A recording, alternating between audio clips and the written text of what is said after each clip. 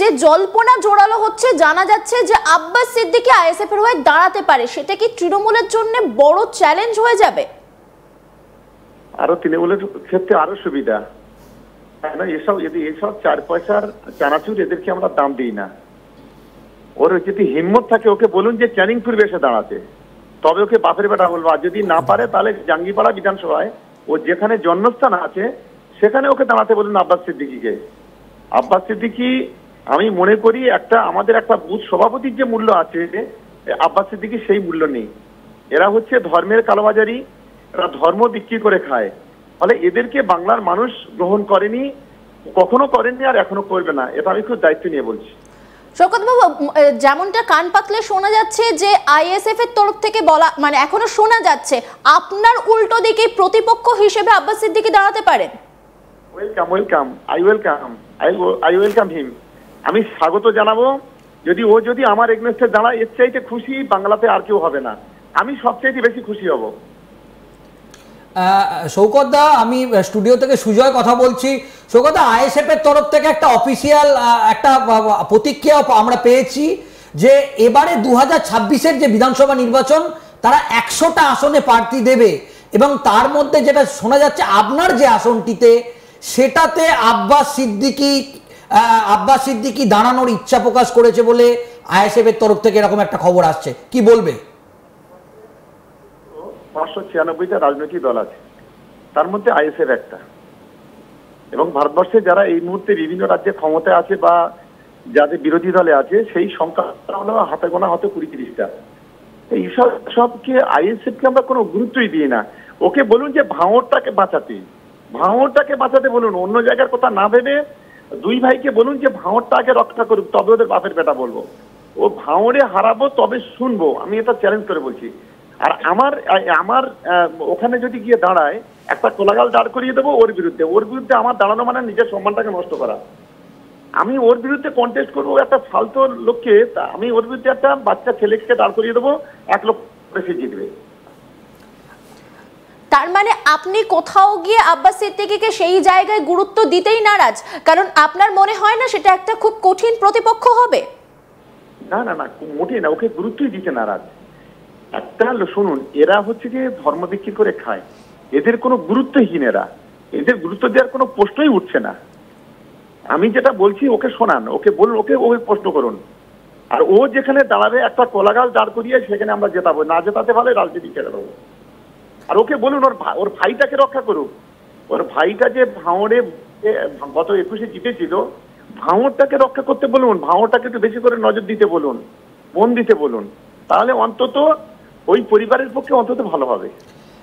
শওকত দা, যে আইএসএফ যে বলছে যে 100টা আসনে তারা লড়াই করবে, এক্ষেত্রে তোমাদের যে সংখ্যালঘু যেটা ডেডিকেটেড ভোটার, শওকত দা, এটা কি মনে হচ্ছে না বিজেপি অনেকটা সুবিধা পেয়ে যাবে? শুনুন, বাংলার সংখ্যালঘুরা এত বোকা নয়। 2021 সালে এবারে 38 না কটা সিটে ক্যান্ডিডেট দিয়েছিল, প্রত্যেকটা জামানত জব্দ হয়েছে। 2021-এর পর 11টা সিটে উপনির্বাচন হয়েছে, যে উপনির্বাচনগুলোতে প্রত্যেকটাতে জামানত জব্দ হয়েছে। রিসেন্টলি আমাদের এই হাড়োয়াতে, যেটা সিপিএম এর সঙ্গে জোট করেছিল, 1,32,000 ভোটে হেরেছে। ফলে ও 100 সিটে দিক আর 1000 সিটে দেয় দিক, যে তাতে কিছু যায় আসে না।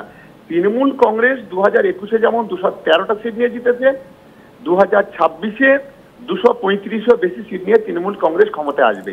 আর এই দক্ষিণ 24 পরগনা, আমি আপনাদের এই চ্যানেলে বলছি যে 31টা সিট আছে ওদের, যদি বুকের পাটা থাকে, যদি এই সিটগুলোতে কন্টেস্ট করুক।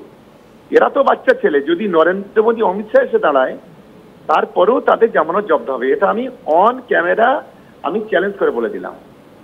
এটা মমতা বন্দ্যোপাধ্যায়, অভিষেক বন্দ্যোপাধ্যায়ের মাটি। এই মাটিতে খুব বেশি দাঁত ফোটানো যাবে না, এই মাটি খুব শক্ত মাটি। আমি ওকে পরামর্শ দেবো, ওই জাঙ্গিপাড়া বিধানসভায় যেখানে জন্মগ্রহণ করেছেন সেই জায়গাটাতে দাঁড়াক। বেকার এদিকে যেখানে জামানত জব্দ করবে ওই জায়গাতে দাঁড়াক, তবে ওকে বাপের বেটা বলবো। আর আপনার আরেকটা কথা বলে দিচ্ছি, যদি জাঙ্গিপাড়া বিধানসভায় উনি যদি ভোটে জিততে পারে, যেদিন ভোট গণনা শেষ হবে আমি তো কোনো জায়গায় দাঁড়াবো, আমিও জিতবো। আমি যখন শুনবো যে আব্বাস সিদ্দিকী ভোটে জিততেছে, আমি রেজিগনেশন দিয়ে দেবো অন ক্যামেরা। আজকে আপনার রেজিস্টার করে রাখুন। আমি অন ক্যামেরা আজকে বলে দিলাম, ওটাও বলে দেবেন ওকে। সৌগত, আমরা আর একটা বিষয় দেখছি যে ভাঙড়েতে যেটা দেখছি তৃণমূল কংগ্রেসের মানে এই মুহূর্তে সরকারে আছে, কিন্তু ভাঙড়েতে তৃণমূল আইএসএফ যেভাবে সংগঠন তৈরি করছে সেখানে তৃণমূল কংগ্রেস এখনো কিন্তু সংগঠনটা সেইভাবে ভাঙড়ে শক্তিশালী করতে পারছে না কেন? আপনাদের 2024-এর রেজাল্ট বোধহয় আপনি ভুলে গেছেন। 2024-এ 21-এ জিতেছিল আইএসএফ 26,000 ভোটে। 2024-এর রেজাল্ট আমরা বিজেপির থেকে 87,000 ভোটে এগিয়ে এবং আইএসএফ এর থেকে 42,000-এরও বেশি ভোটে আমরা এগিয়ে আছি। এরপরে আপনি বলবেন যে ভাঙড়ে তৃণমূল কংগ্রেসের সংগঠন খারাপ? আর দেখবেন আর সময়ের সঙ্গে সঙ্গে সবকিছু দেখবেন। 26-এ তৃণমূল কংগ্রেস ভাঙড়ে জিতবে, এটা আমি পরিষ্কার বলে দিলাম। আজ যে কথা বলছি, আর যেদিন ভোট গণনা হবে সেদিন আপনাদের সঙ্গে দেখা হবে। বেশ, অসংখ্য ধন্যবাদ শওকত বাবু আপনাকে। এই মুহূর্তে দাঁড়িয়ে সুজয়, তুমি কথা বলেছিলে নওশাদ সিদ্দিকীর সঙ্গেও, তিনি কি বলেছেন সেটা একবার শুনবো। তো এক মাস ধরে যে আব্বাস সিদ্দিকী 2026-এ ভোটে লড়ছে এবং শওকত মোল্লার বিরুদ্ধে নাকি তিনি 2026-এর নির্বাচনে ভোটে লড়ছে এবং এটা ব্যাপক ট্রেন্ডিং চলছে এটা নিয়ে, এবং সোশ্যাল মিডিয়ায় এটা একেবারে শোরগোল পড়ে গেছে। এটা নিয়ে আপনার প্রতিক্রিয়া আমরা জানতে চাইব। দেখুন, কে কোথায় ভোটে লড়াই করবে সম্পূর্ণ পার্টির ইন্টারনাল ব্যাপার। আমি আবেগের বশীভূত হয়ে একবার বলেছিলাম আমি ডায়মন্ড হারবারে দাঁড়াবো এবং আমার প্রচন্ড ইচ্ছা ছিল আমি ডায়মন্ড হারবারে কন্টেস্ট করবো, কিন্তু পার্টি চাইনি, সেই জন্য আমাকে ফিরে আসতে হয়েছে। ডায়মন্ড হারবারে আমি কন্টেস্ট করতে পারিনি এবং লোকসভাতে আমায় কন্টেস্ট করতেও দেয়নি।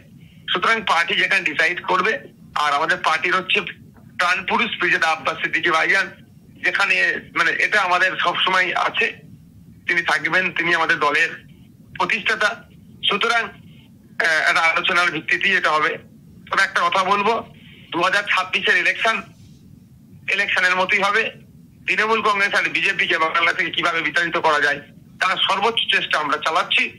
আমরা যে সমস্ত ধর্মনিরপেক্ষ দলগুলো আছে লাইক মাইন্ডেড, যারা বিজেপি তৃণমূলের বিরোধিতা করছে সত্যিকারের অর্থে, তাদের সাথে আমরা যোগাযোগ করছি। আমরা সংযুক্ত মোর্চা যেভাবে 2021-এ তৈরি হয়েছিল, 2026-এ ওই মোডেই কোনো ভালো ফরমেশন, আরো ভালো ফরমেশন কিভাবে করা যায় তার জন্য সর্বোচ্চ চেষ্টা করছি। নওশাদ সিদ্দিকী কিন্তু সুজয় দেখো স্পষ্টভাবে বললেন যে আমি ডায়মন্ড হারবারে ভোটে দাঁড়াবার ইচ্ছে প্রকাশ করেছিলাম, দল চাইনি তাই দাঁড়াতে পারিনি, তাই আব্বাস সিদ্দিকী চাইছেন, কিন্তু এরপরে কি হয় সেই ব্যাপারে কিন্তু তিনি কোথাও গিয়ে একটা ছেড়ে রাখলেন যে বিষয়টা যখন ফাইনাল হবে তখন কথা হবে। তবে এই যে ডায়মন্ড হারবারে দাঁড়ানোর বিষয়টা, তারপরে কিন্তু নানা রকম রাজনৈতিক আমরা মন্তব্য শুনেছিলাম। কোথাও বলা হয়েছিল না তিনি ভয়ে দাঁড়াননি, কোথাও বলা হয়েছিল বিজেপিকে তিনি মাইলেজ দিতে চাইছেন, এরকম একাধিক মন্তব্য আমরা কিন্তু লোকসভা ভোটের সময় দেখেছিলাম।